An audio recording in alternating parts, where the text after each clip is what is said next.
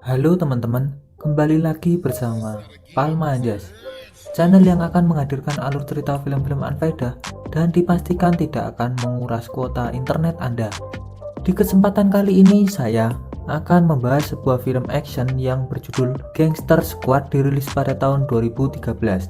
Film berdurasi 113 menit ini diangkat dari sebuah kisah nyata tentang mafia yang terjadi pada 1949 yang berlokasi di Los Angeles, Amerika Serikat. Film ini disutradarai oleh Ruben Fleischer yang bisa dibilang masih cukup muda, yaitu berumur 38 tahun. Walaupun masih muda, namun aktor dan aktris yang diarahkannya adalah kelas Wahid. Film ini cukup menarik dengan nuansa klasik era 40-an, yaitu cara berpakaiannya, tata riasnya, mobilnya, dan sampai senjatanya. Penasaran? Sebelum masuk ke isi ceritanya, saya tak bosan-bosan mengingatkan kalau ini adalah konten full spoiler. Jadi untuk kalian semua yang belum menonton filmnya, saya sangat menyarankan untuk kalian menonton filmnya terlebih dahulu. Karena bagaimanapun pengalaman menonton film secara utuh akan jauh lebih baik. Tanpa berlama-lama, langsung saja kita masuk ke isi ceritanya.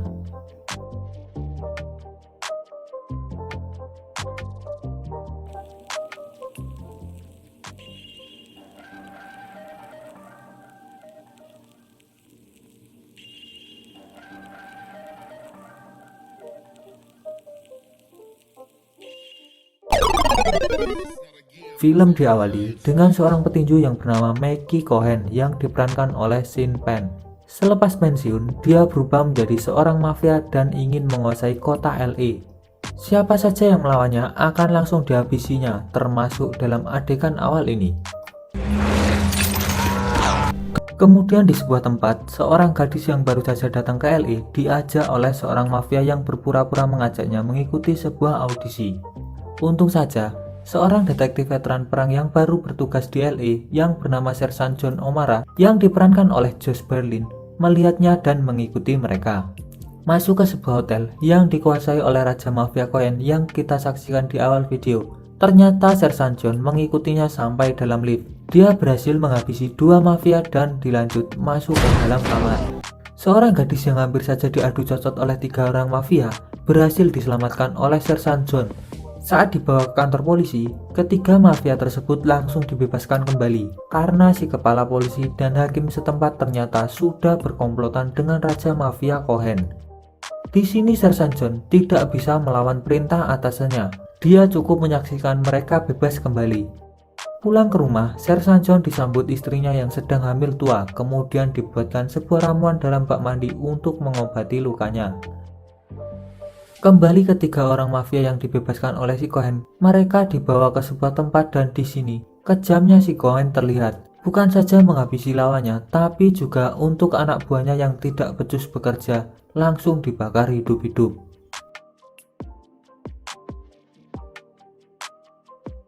Beralih ke sebuah restoran mewah, Jerry, seorang detektif rekan si John, bertemu dengan temannya yang bernama Jack, yang kenal juga dengan si Cohen. Di tempat tersebut, si Jack menjelaskan di meja lain sedang berkumpul komplotan Cohen dengan para petinggi kota tersebut.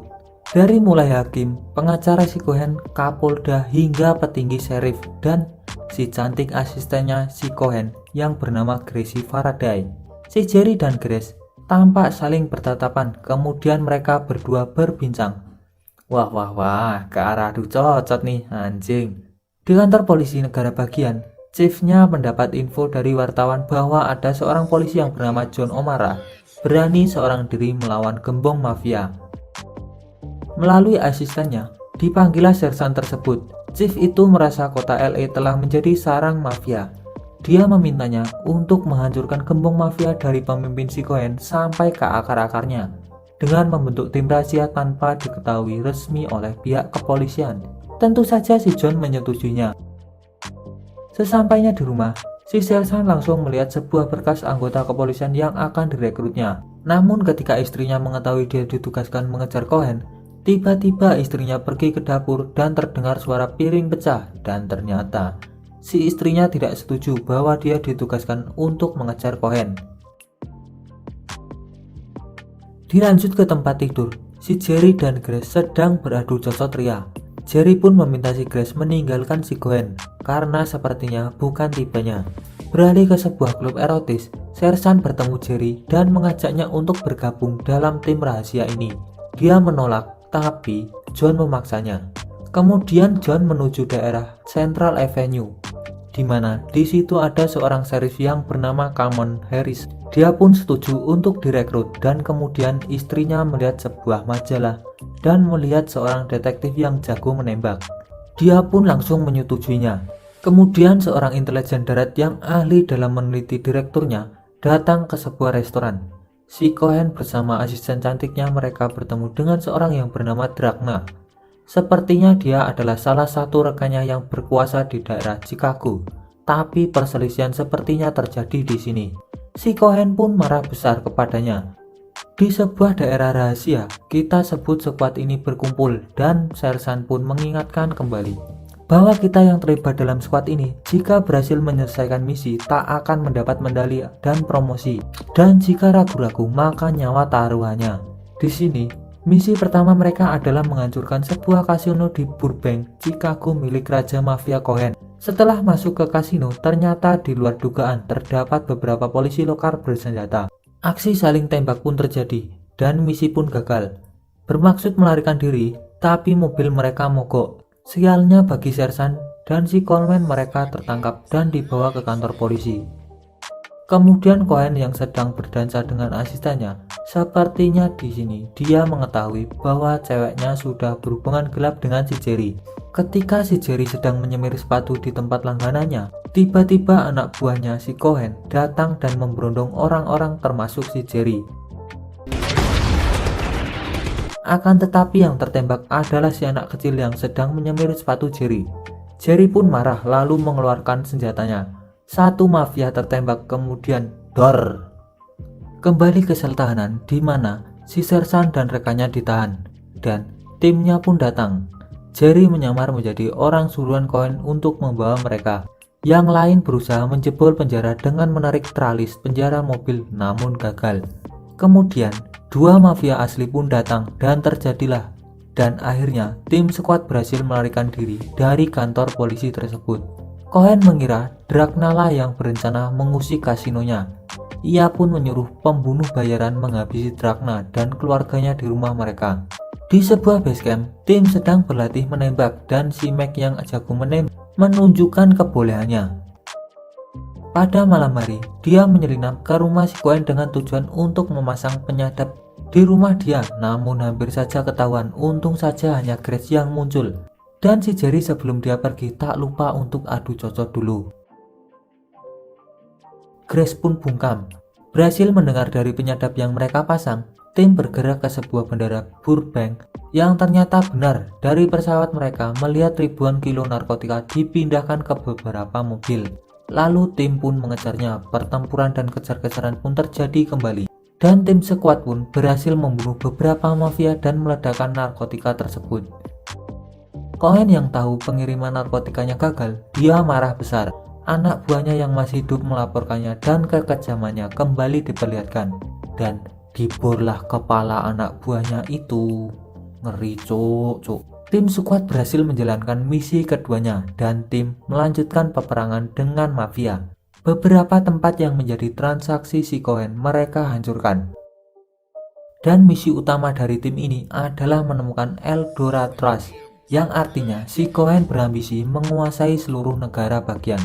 Dengan membuat semacam pusat catatan perjudian di seluruh negara, bukan hanya di LA saja. Akhirnya tim menemukan salah satu tempat menjadi pusat transaksi perjudiannya, dan langsung saja tim pun bergerak ke sana dan benar saja ditemukan banyak mafia di sana yang sedang mengatur transaksi jutaan dolar. Tempat itu pun beserta uangnya mereka bakar semua. Si Cohen yang marah besar mendapat informasi bahwa orang-orang yang selama ini menghancurkan usahanya bukanlah penjahat yang menginginkan uang. Dia pun mulai sadar ini adalah perbuatan si Cecep dan mulai mengambil kesimpulan bahwa polisilah yang melakukan semua ini. Lalu anak buahnya pun mencari sesuatu yang dianggap penyadap di rumahnya. Dan benar saja, si Cohen sepertinya membuat strategi jebakan untuk tim squad. Dia seakan-akan melakukan transaksi narkotika lagi di sebuah tempat terbuka. Si Grace yang mendengarnya lalu ingin memperingatkan Jerry dan timnya, namun terlambat. Tim sudah bergerak ke lokasi. Mereka semua telah dijebak. Si Sersan John hampir saja terbunuh. Untung saja Jerry memperingatkannya. Di tempat lain, detektif Kolor, si ahli penyadap, sedang dijebak juga. Ketika sedang mendengarkan suara si Cohen, tiba-tiba datanglah anak buahnya mencekik hingga tewas. Di samping itu, ternyata rumah John pun jadi sasarannya. Istri yang sedang hamil hampir terbunuh akibat berondongan peluru dari luar rumahnya. Kemudian si Jack yang bermaksud mengantarkan Grace untuk pergi meninggalkan kota, namun gagal karena si Cohen keburu datang dan si Jack pun tewas terbunuh. Kembali ke rumahnya, John kaget istrinya telah tewas, namun ternyata istrinya langsung melahirkan di dalam sebuah bak mandi. Setelah gagal dalam misi ini hingga mengakibatkan rekannya tewas, dia merasa harus melakukan dengan cara yang berbeda. Lalu si Grace yang selamat mencari Jerry dan menemukannya. Dia pun mengungkapkan akan menjadi saksi atas semua kejahatan si Cohen. Di sini tim mendapat motivasi kembali untuk menangkap si Cohen. John dan Jerry kini mendatangi hakim yang menjadi antek si Cohen. Dan si John ini memaksanya untuk menandatangani surat penangkapan si Cohen atas semua kejahatannya. Si Cohen ternyata bersembunyi di sebuah hotel mewah dan menyewa semua kamarnya untuk dijadikan benteng pertahanan. Tim sekuat pun dengan persenjataan lengkap datang ke hotel tersebut untuk menangkapnya. Pertempuran seru pun terjadi di sini. Seluruh anak buah si Cohen hampir terbunuh dan dia pun melarikan diri. Lalu si John pun mengajarnya, tapi si John tidak langsung menembaknya. Dia mengajaknya berduel seperti di scan awal. Si Cohen yang mantan petinju hampir saja merobohkan si Sersan, tapi akhirnya si Sersan berhasil merobohkannya. Si Cohen pun akhirnya dimasukkan ke penjara Alcatraz, penjara paling seram di dunia, di mana rekan si Jack telah menunggunya dan membunuhnya di penjara tersebut. Di akhir cerita, Los Angeles pun bebas dari gembong mafia dan film pun selesai. Ending yang sangat-sangat jancuk, asu. Menurut saya sih alur ceritanya sederhana. Kalau tidak boleh dibilang sebagai kekurangan dari film ini, jalan ceritanya mudah ditebak dan sudah tahu apa yang akan terjadi. Tidak susah untuk mencerna karena ritmenya datar. Unsur komedi sekali-kali muncul dalam film ini sehingga penonton bisa tertawa dan tidak bosan karena durasinya hampir 2 jam. Terakhir, kira-kira menurut kalian pelajaran apa yang bisa diambil dari cerita film ini? Beritahu saya di kolom komentar dan terima kasih sudah menonton video ini sampai akhir. Bye bye.